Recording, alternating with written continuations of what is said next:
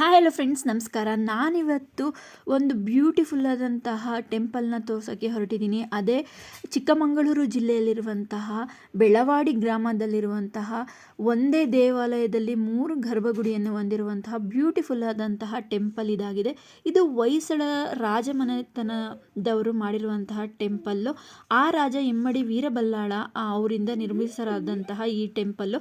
ಇಲ್ಲಿ ಏನು ವಿಶೇಷ ಅಂತ ಹೇಳಿದ್ರೆ, ಒಂದೇ ದೇವಸ್ಥಾನದಲ್ಲಿ 3 ಗರ್ಭಗುಡಿಯನ್ನು ಹೊಂದಿರುವಂತಹದ್ದು.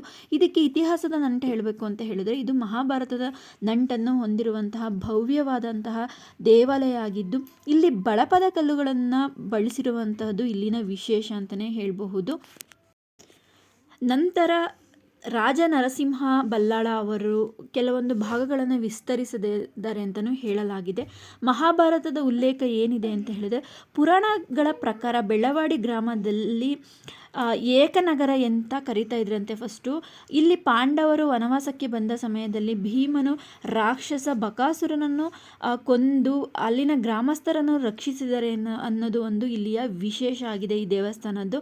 ಇಲ್ಲಿ ಭಗವಾನ್ ವಿಷ್ಣುವು ಶಾಕಸುರ ಎಂಬ ರಾಕ್ಷಸನ್ನು ಸಂಹರಿಸಿದ ಪವಿತ್ರವಾದ ಸ್ಥಳ ಅಂತಲೂ ಇಲ್ಲಿ ಕರೀತಾರೆ. ಇಲ್ಲಿನ ವಾಸ್ತು ಶಿಲ್ಪದ ಹೇಳಬೇಕು ಅಂತ ಹೇಳಿದ್ರೆ, ಇದು ತ್ರಿಕೂಟ ಶೈಲಿಯಲ್ಲಿರುವಂತಹ 3 ಗರ್ಭಗುಡಿಯನ್ನು ಹೊಂದಿರುವಂತಹ ವಿಶೇಷ ರಚನೆಯಾಗಿದ್ದು, ಇವೆಲ್ಲ 103 ಅಡಿ ಉದ್ದ ವಿಶಾಲವಾದಂತಹ ರಂಗಮಂಟಪವನ್ನು ಹೊಂದಿರುವಂತಹ ಒಂದಕ್ಕೊಂದು ಸಂಪರ್ಕ ಹೊಂದಿರುವಂತಹ ದ್ವಾರ ಆಗಿದೆ. ಇಲ್ಲಿನ 3 ದೇವಾಲಯಗಳನ್ನು ಹೊಂದಿದೆ ಅಂತ ನಾನು ಆಲ್ರೆಡಿ ನಿಮಗೆ ಹೇಳಿದೆ.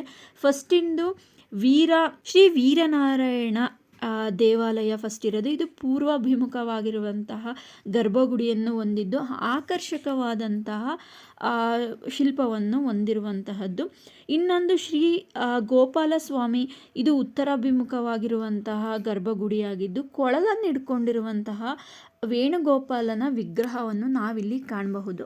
ಇನ್ನೊಂದು ಹೇಳಬೇಕು ಅಂತ ಹೇಳಿದ್ರೆ, 3ನೇದೇ ಯೋಗ ನರಸಿಂಹ ದೇವಾಲಯ. ಇದಿರೋದು ದಕ್ಷಿಣಾಭಿಮುಖವಾಗಿರುವಂತಹದ್ದು. ಇದು ಯೋಗಕ್ಕೆ ಕುಳಿತಿರತಕ್ಕಂತಹ ನರಸಿಂಹ ಸ್ವಾಮಿಯ ಒಂದು ವಿಗ್ರಹವನ್ನು ನಾವಿಲ್ಲಿ ಕಾಣಬಹುದು. ಇಲ್ಲಿ ಟೆಂಪಲ್ಲಿ ನೀವು ನೋಡಬಹುದು, ಸುತ್ತಮುತ್ತಲು ಆಕರ್ಷಕವಾದಂತಹ ಏನು ನೋಡಿ, ಕೆತ್ತನೆ ಆಗಿರಬಹುದು ಮತ್ತು ಶಿಲ್ಪಗಳನ್ನಾಗಿರಬಹುದು ನೋಡಬಹುದು. ಒಳಗಡೆ ದೇವಸ್ಥಾನದೊಳಗೆ ಕ್ಯಾಮ್ರಾ ಅಲೋ ಇಲ್ಲ, ಅದು ನಕ್ಷತ್ರದ ಆಕಾರದಲ್ಲಿ ಒಳಗಡೆ ಇದೆ. ಅದೆಲ್ಲ ನಾನು ಮುಗಿಸ್ಕೊಂಡು ಸೀದಾ ಅಲ್ಲೇ ಒಂದು ಪವರ್ಫುಲ್ ಆದ ಗಣಪತಿ ಟೆಂಪಲ್ಗೆ ಬಂದ್ವಿ. ಇದು ಫೇಮಸ್ಸು, ಇಲ್ಲಿ ಏನು ಹೇಳ್ಕೊಂಡ್ರೂ ಆಗುತ್ತೆ ಅಂತ ಹೇಳ್ತಾರೆ ಈ ಗಣಪತಿ ದೇವಸ್ಥಾನ. ನಾವು ಹೋಗೋ ಅಷ್ಟೊತ್ತಿಗೆ ಕ್ಲೋಸ್ ಆಗಿತ್ತು, ಹಾಗಾಗಿ ನನಗೆ ತೋರಿಸ್ಲಿಕ್ಕೆ ಆಗಲಿಲ್ಲ. ಬಟ್ ಸುಂದರವಾದಂತಹ ಒಂದು ಟೆಂಪಲ್ ಅಂತಲೇ ಹೇಳಬಹುದು. ನೀವು ಇಲ್ಲಿ ಚಿಕ್ಕಮಗಳೂರು ಕಡೆ ಬಂದರೆ ಆರಾಮಾಗಿ ನೀವು ಇಲ್ಲಿ ವಿಸಿಟ್ನ ಮಾಡಬಹುದು. ನನಗಂತೂ ತುಂಬಾ ಖುಷಿ ಆಯಿತು ನೋಡಿ. ದೇವಸ್ಥಾನಕ್ಕೆ ನಾವು ವೆಯ್ಟ್ ಮಾಡಿದ್ವಿ, ಸಂಜೆ ಆ್ಯಕ್ಚುಲಿ ಓಪನ್ ಆಗೋದು ಅಂತ ಹೇಳ್ಬಿಟ್ಟು. ಈ ದೇವಸ್ಥಾನ ಏನು ಹೇಳ್ಕೊಂಡ್ರು ಆಗುತ್ತೆ ಅನ್ನೋದೊಂದು ನಂಬಿಕೆ ಇರುವಂತಹ ಗಣಪತಿ ಟೆಂಪಲ್ ಆಗಿದೆ.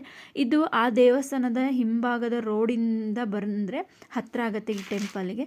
ನೀವು ಹೋಗಿ ಅಲ್ಲಿ ಯಾರನ್ನಾದರೂ ಕೇಳಿದ್ರೆ ಗಣಪತಿ ಟೆಂಪಲ್ ಎಲ್ಲಿದೆ ಅಂತ ಕೇಳಿದ್ರೆ ನಿಮಗೆ ಹೇಳ್ತಾರೆ. ಬ್ಯೂಟಿಫುಲ್ ಆದಂತಹ ಒಂದು ಪ್ಲೇಸ್ ಅಂತಲೇ ಹೇಳಬಹುದು. ತಪ್ಪದೆ ನೀವು ಹೋಗಿ ಚಿಕ್ಕಮಗಳೂರು ಕಡೆ ಬಂದಾಗ ಬೆಳವಾಡಿ ದೇವಸ್ಥಾನಕ್ಕೆ. ಎಷ್ಟು ಕೋಲ್ಡ್ ಇದೆ ಅಂತ ಹೇಳಿದ್ರೆ ದೇವಸ್ಥಾನದಾಗಲೂ ಸೂಪರ್ ಆಗಿದೆ. ಈ ವಿಡಿಯೋ ನಿಮಗೆ ಇಷ್ಟ ಆಗಿದೆ, ಪ್ಲೀಸ್ ನನ್ನ ಚಾನಲ್ನ ಸಬ್ಸ್ಕ್ರೈಬ್ ಮಾಡ್ಕೊಳ್ಳಿ ಮತ್ತು ಲೈಕ್ ಮಾಡಿ. Thank you so much. ಇಷ್ಟೊತ್ತರೆಗೂ ಯಾರ್ಯಾರೆಲ್ಲ ನನ್ನ ವಿಡಿಯೋ ನೋಡಿದೆ, ಥ್ಯಾಂಕ್ ಯು.